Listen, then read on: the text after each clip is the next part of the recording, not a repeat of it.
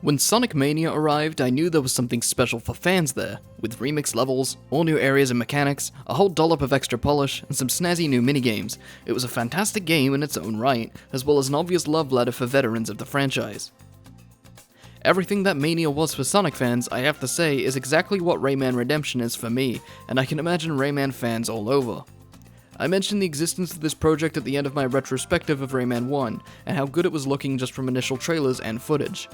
Even with my expectations relatively high, the new playable demo that dropped for Rayman Redemption has managed to surpass them in pretty much every way.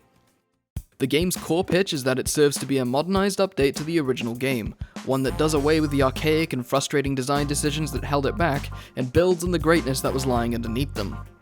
I couldn't wait to play the refined version of a game I love so dearly, but what I didn't expect to love even more was everything that's entirely brand new.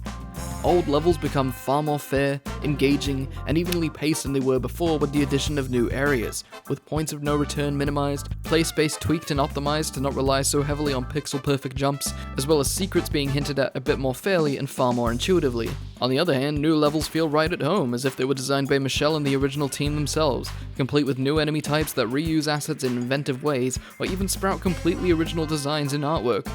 A personal favourite is these short living stones that use these background flower tiles as camouflage, forcing you to be a bit more careful and observant in sections in which they appear.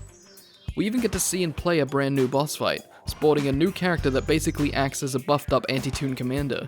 It's a perfect little tutorial fight, which allows tweaks down the road to make the fight against Bzit a little more skill-based and more engaging as a result. As far as gameplay goes, you start off your adventure with all your power-ups from the get-go. No walking past cages without being able to destroy them, no backtracking to get to certain areas of acts that were arbitrarily locked off until you had the right power-up.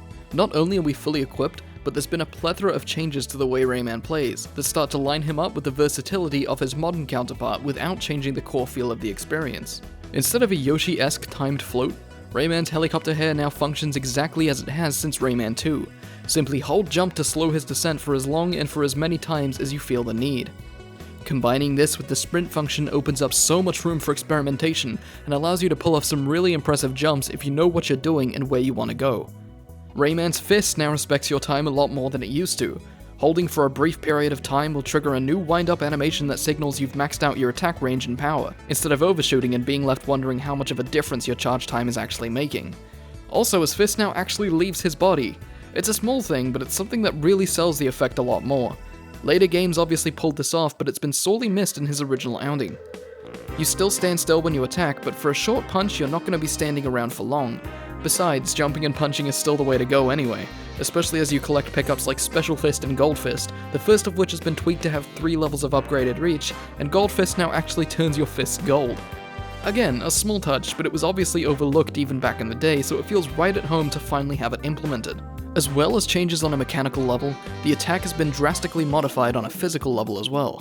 As in, the thrown fist actually has a much more physical presence in the world, as it returns much like a boomerang with weight and rotation, whereas it used to just head straight back without much hesitation or consideration for position, orientation, etc. Collision has also been heavily refined across the board too, as the fist will no longer bump off of every platform if you're slightly off with your aim, and certain enemies such as the Hunter actually have multiple hitboxes, for example. So long as your attack lands anywhere but his gun while he has it readied, it'll register, whereas it used to block his entire person. Last but not least, moving in general is a lot snappier. Gone is the skid when changing directions while sprinting. Gone is the finicky crawl control that required 2 buttons. Gone is the extremely unforgiving margin for error when it comes to hanging off a ledge. Rayman's original weight and speed are still here, as well as that perfect jump arc, but everything else has been retooled and feels a million times more satisfying as a result. In essence, for everything bad the game takes away, it adds something good to fill the space. It was never going to be an easy undertaking, straddling the line between respecting and preserving the original vision, whilst trimming aspects that just don't fit with what makes a good game. But somehow Rayman Redemption walks that tightrope like it's just another rehearsal at Cirque du Soleil. That's not to say things are perfect, but the game is still in development after all, and I'm sure the following issues are bound to change. As of right now though, they are still present, so I'll do my due diligence and report some of the things that are either missing, or just maybe not gelling so well. First, there's a few animations and effects noticeably missing. For example, Rayman's deaths in water simply act like any other, missing the drowning hand effect that makes it a lot more clear that it's actually the water that killed you, and not some hidden enemy or projectile. When you beat the level on Bazit's back, there's no celebration pose before finishing the level, something I've always found super charming and really felt it missing the moment I reached this point. But criminally, as of right now, there's no animated intro, neither the PS1 intro cinematic or even the DOS pre-roll animation. Possibly this is just to keep the file size of the demo a little lower, or it's a low priority task as of right this second, but it has to make it into the final thing or I'm gonna cry for a really long time. Next, I'll admit, I may have been a little foolish with this one and expected without reason, but there was a part of me that was really hoping for a widescreen option, or at least some sort of border. Instead we get a locked 4:3 ratio with black bars on the side that makes the game feel a bit more dated than it has to. Besides, it's not like the game hasn't worked in widescreen before. This is a bit of a personal preference, but the ting noise is a little off-putting.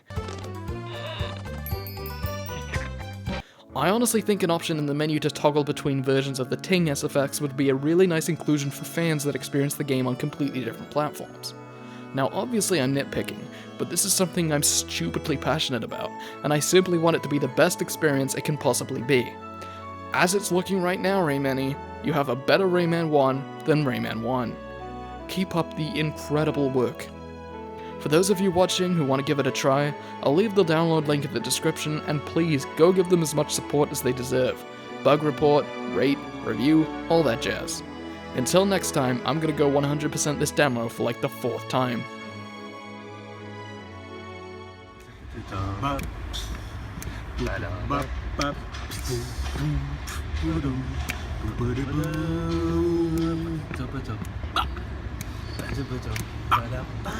Ooh.